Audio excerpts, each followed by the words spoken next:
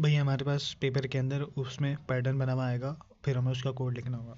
अब पैटर्न में हम सबसे पहली चीज़ देखें तो पैटर्न है 5x5 का, ठीक है। और पहले जो स्टार्ट हो रहा है वो सिंगल वैल्यू से हो रहा है। पहले अगर स्टार्ट सिंगल वैल्यू से हो रहा है तो अब मतलब वो जो सारी चीज़ हम लोग लिखते हैं, क्लास लिख लिया, क्लास के बाद पब्लिक स्टैटिक मेन वॉइड लिख लिया, ठीक है। इसके बाद आते हैं मेन क्वेश्चन। मेन क्वेश्चन के अंदर हम लोग सबसे पहले अंदर लगाएंगे इंट, या तो इंट की वैल्यू लगा लें, ठीक है। Int is equals to 5। फिर हम लगाएंगे फॉर का लूप, क्योंकि ये फॉर का नेस्टेड लूप है ये बेसिकली। फॉर लगाया, फॉर लगाने के बाद हमने इंट नहीं भी लिखे हैं तो कोई मसला नहीं है, लिख लें तो कोई मसला नहीं है। तो हम यहाँ लिख दिया for I is equals to 1 semicolon. ये जो चीज़ हमारी आई है इस चीज़ को हम कहते हैं डिक्लेरेशन और हाइड्रेशन। अच्छा ये पूछा है। हाँ जी, ये पूछा था, डिक्लेरेशन और इनिशियलाइजेशन, ठीक है। अब ये जो चीज़ आई है इसको हम क्या कहते हैं? कंडीशन। कंडीशन। कंडीशन। ये जो चीज़ आई है इसको आइट्रेशन, ठीक है। तो हमने यहाँ कह दिया आई इज इक्वल्स टू 1। हमने 1 क्यों दिया? हमने देखा कि भाई पहले वाले डैश के अंदर 1 वैल्यू थी, मतलब सिंगल वेरिएबल था, 1 था, तो हमने 1 दे दिया यहाँ पर, ठीक है। ग्रेटर देन 5, हम ऊपर से नीचे आए, देखा हमने 5 थे, 5 दे दिया यहाँ पे, एन इज इक्वल्स टू 5। अब यहाँ पे भी 5 लिख सकते हैं, आई इज स्मॉलर देन और इक्वल टू 5। इंक्रीमेंट हो रहा है, पहले छोटी वैल्यू थी, आगे बड़ी वैल्यू थी, छोटे से बड़े की तरफ जा रहे हैं तो इंक्रीमेंट होगा, ठीक है। अब फॉर के लूप के अंदर आ जाते हैं। अब ये जो फॉर का लूप है, ठीक है, for J is equals to 1, J is greater than I, यहाँ पे हम आई लिखेंगे, ठीक है, और जे इंक्रीमेंट में ही होगा। अब ये वाला फॉर लूप हो, ठीक है, मतलब जो सेकंड फॉर लूप आ रहा है वो तमाम ही जो ये सिंपल वाले ये हैं उनका सेम ही है। अगर आप यहाँ दिखाया जाए या यहाँ दिखाया जाए, इसमें भी ये सेम है, ठीक है। शर्त क्या है कि आपका शुरू में गैप नहीं आ रहा होना चाहिए, जैसे गैप आकर के 1 लिखा रहा है, फिर ये 2 लिखा रहा है, फिर ये इस तरह नहीं होना चाहिए, ये डायरेक्ट स्टार्ट ही 1 से होना चाहिए। इस वाले इसमें में, इस वाले में, और इस वाले में, इस वाले में, ये वाला जो है, ये वाला सबका सेकंड फॉर लूप जो है वो सेम है। ये वाला, ये वाला, ये वाला, ठीक है, अच्छी रख लो, सेकंड फॉर लूप सेम है, ठीक है। सेकंड फॉर लूप क्या है? जे इज इक्वल्स टू 1, ठीक है। और दोबारा हमने की कंडीशन और इनिशियलाइजेशन दे दिया। अब इसकी हमने कंडीशन क्या दी है, सॉरी ये हमने दे दिया है आपका डिक्लेरेशन और इनिशियलाइजेशन। यहाँ पे हमने कंडीशन क्या दी है? जे इज स्मॉलर देन और equal to 1, I sorry I. अब यहाँ पे आई की वैल्यू 1 है, इंक्रीमेंट एरिया। अब अगर ये कंडीशन ट्रू हो तो हमें क्या प्रिंट कराना है? हमें प्रिंट कराना है जे, ठीक है, जे प्रिंट करवाना है। अब ये जे के यहाँ पे हमने आई क्यों नहीं लिखा ये भी मैं बाद में बताता हूँ। फिर उसके बाद ये फॉर का लूप क्लोज हुआ, फिर हमने दोबारा फॉर का लूप जो ये वाला था इसके अंदर हमने लिखा है एल एन लगा दिया, एल एन लगाने के छोड़ दिया। इसका ये मतलब है कि बस ये सिंपली लाइन चेंज कर देगा और बाकी जो है हमने लूप बंद कर दिया, ठीक है। अब इसका आंसर क्या आएगा हमारे पास? 1 मिनट पॉज करना, मैं सारी चीज़ें बता दूँ, ठीक है। लूप स्टार्ट हुआ, आई की वैल्यू 1 थी, I is greater than N, N क्या है हमारे पास 5। कंडीशन क्या हो गई भैया? नंबर भी की थी ट्रू, ठीक है, ट्रू हो गई। अब ये फॉर के लूप के अंदर आ गया, ठीक है। I is equals to 1, condition true हो गई, कंडीशन ट्रू हो गई तो ये फॉर अपने लूप के अंदर आ गया। फॉर के लूप के अंदर में लाइस्ट का और loop J is equals to 1, ठीक है, और जे इज स्मॉलर देन और इक्वल टू आई। आई की वैल्यू 1 थी, जे की वैल्यू 1 थी, कंडीशन ट्रू हो गई, ठीक है। ये इंक्रीमेंट हो गया, ठीक है। आगे गया S O P L N J की वैल्यू 1 थी तो यहाँ पे हमने ये 1 प्रिंट कर दिया इसने। दोबारा घूम के गया, जे की वैल्यू 1 थी, इंक्रीमेंट हुआ था तो ये जे की वैल्यू क्या हो गई 2, जे की वैल्यू 2, आई की वैल्यू 1, कंडीशन फॉल्स हो गई।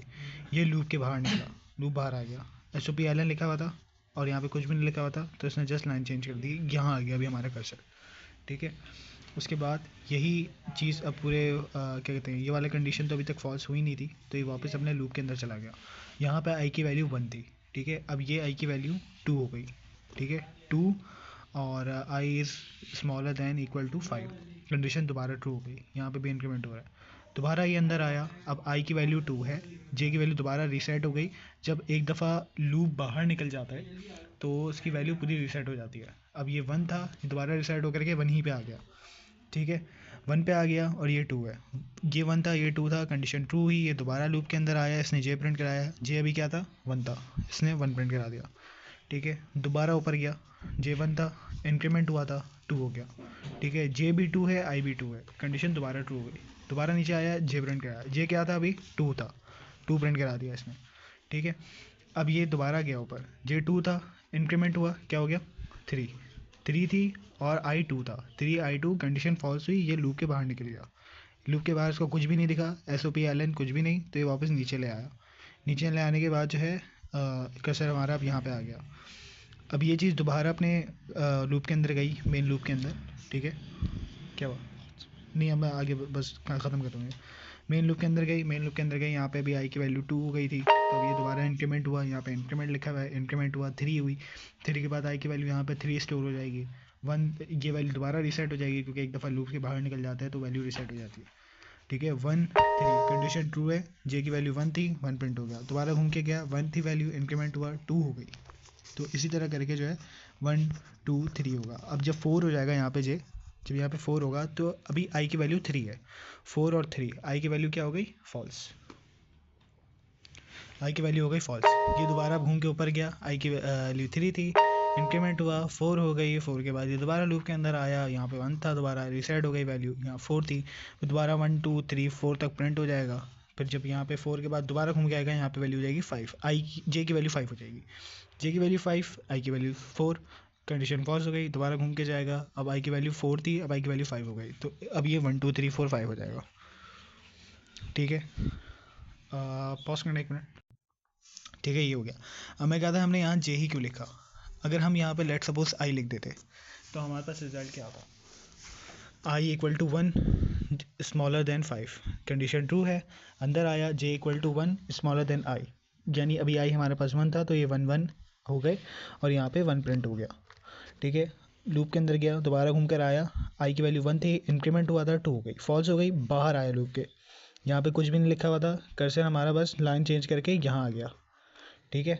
अब ये दोबारा ऊपर गया, आई की वैल्यू 1 थी, इंक्रीमेंट हुआ, 2 हो गई, 2 हो गई, स्मॉलर देन 5, कंडीशन ट्रू हुई, अंदर आया, जे की वैल्यू दोबारा रीसेट हो जाएगी, जैसे कि मैंने कहा था कि अगर एक दफ़ा लूप के बाहर निकल जाए तो वैल्यू रीसेट हो जाती है। जे की वैल्यू 1 हो गई, अब यहाँ पे आई की वैल्यू 2 है, जे की वैल्यू 1, आई की वैल्यू 2, क्या कहते हैं, कंडीशन ट्रू हो गई, अब ये वापस आया, अब मैंने यहाँ पे आई लिखा हुआ था, आई की वैल्यू तो अभी 2 ही है, तो इसने 2 ही प्रिंट कराया, ठीक है। कंडीशन ट्रू हो गई, ये दोबारा घूम के वापस आया, जे की वैल्यू 1 थी, ठीक है, इंक्रीमेंट हुआ, जे की वैल्यू 2 हो गई, जे की वैल्यू 2, आई की वैल्यू 2, कंडीशन दोबारा ट्रू हो गई, ये दोबारा इसके अंदर आया, यहाँ पे आई लिखा हुआ था, इसने दोबारा प्रिंट कराया 2। तो इस तरह अगर यहाँ पे आई लगा देते सिर्फ, तो हमारे पास आंसर या आउटपुट ये बनता,